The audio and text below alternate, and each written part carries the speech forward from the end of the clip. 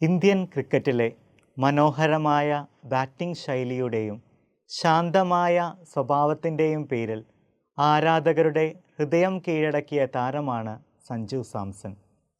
സ്റ്റേഡിയത്തിൽ അദ്ദേഹം പലപ്പോഴും വിജയകരമായ ഒരു ഷോട്ട് കളിച്ചാലോ ഒരു മത്സരം ജയിച്ചാലോ മുഷ്ടി ചുരുട്ടിക്കൊണ്ട് ആകാശത്തേക്കുയർത്തി ഒരു ചെറിയ ആഘോഷം നടത്താറുണ്ട്.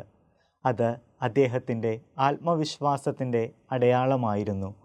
പരിശ്രമം വിജയമായി മാറിയതിൻ്റെ ഒരു ലളിതമായ പ്രകടനമായിരുന്നു.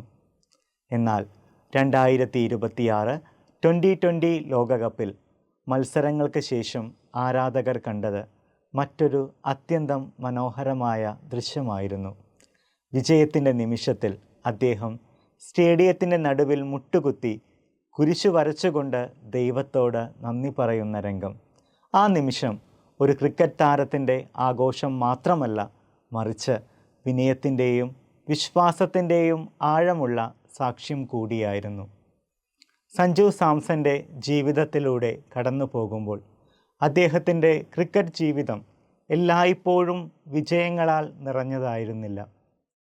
ചില മത്സരങ്ങളിൽ പ്രതീക്ഷിച്ച പ്രകടനം കാഴ്ചവെക്കാനായില്ല. ചില സമയങ്ങളിൽ ടീമിൽ സ്ഥിരമായ അവസരങ്ങൾ പോലും ലഭിച്ചില്ല. വിമർശനങ്ങളും സംശയങ്ങളും അദ്ദേഹത്തെ പിന്തുടർന്നു.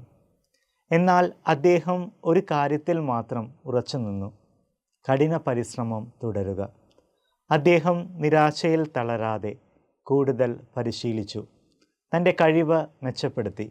അവസരം ലഭിക്കുമ്പോൾ അതിനെ ധൈര്യത്തോടെ സ്വീകരിച്ചു. ഒടുവിൽ 2026 T20 ലോകകപ്പിൽ അദ്ദേഹത്തിൻ്റെ മികവ് ലോകം കണ്ടു. നിർണായക ഇന്നിങ്സുകൾ കളിച്ച് അദ്ദേഹം ടീമിൻ്റെ വിജയത്തിൽ വലിയ പങ്ക് വഹിച്ചു. ഈ മുഴുവൻ യാത്ര നമ്മെ ഒരു വലിയ സത്യം പഠിപ്പിക്കുന്നു: വിജയം ഒരിക്കലും യാദൃച്ഛികമായി ലഭിക്കുന്നതല്ല.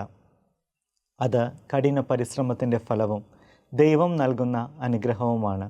അതുകൊണ്ട് സഞ്ജു സാംസൻ്റെ ജീവിതം നമ്മോട് പറയുന്ന സന്ദേശം ഇതാണ്: തോൽവി അവസാനമല്ല, വിമർശനം നമ്മെ ശക്തരാക്കാം. സ്വപ്നം കാണാൻ ധൈര്യമുള്ളവർക്ക് വിജയം ഒരിക്കൽ വരും. ഓർക്കാം ദൈവവചനം: നീതിമാൻ 7 തവണ വീണാലും വീണ്ടും എഴുന്നേൽക്കും. സുഭാഷിതങ്ങളുടെ പുസ്തകം 24-ാം അധ്യായം 16-ാം വാക്യം.